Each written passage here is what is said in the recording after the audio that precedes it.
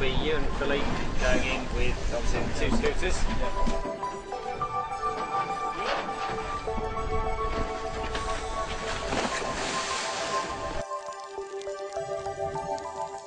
Sure, the coral around One Tree Island was spectacular, but it was the life around the coral that was so startling.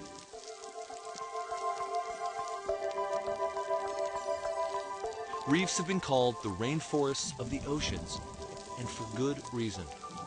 Here in this remote corner of the Great Barrier Reef, the team recorded an ecosystem in balance, a complex web of life vulnerable to change.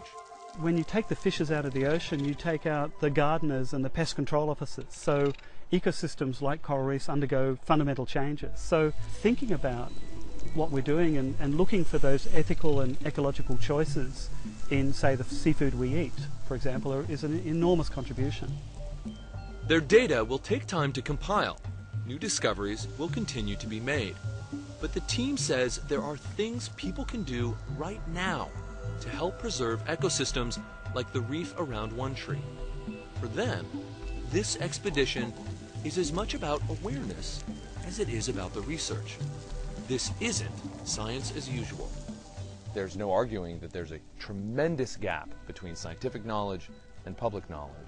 How did you decide on the model of the Catlin Sea Reef Survey to try and challenge that status quo? Well, I think you're exactly right. There's amazing scientific work being done, but it's being read by up to sort of 100 people rather than the world.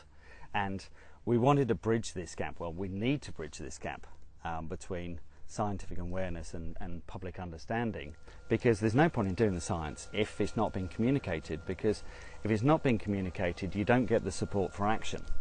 And that's what the science is there to do in the first place, to say what needs to be done.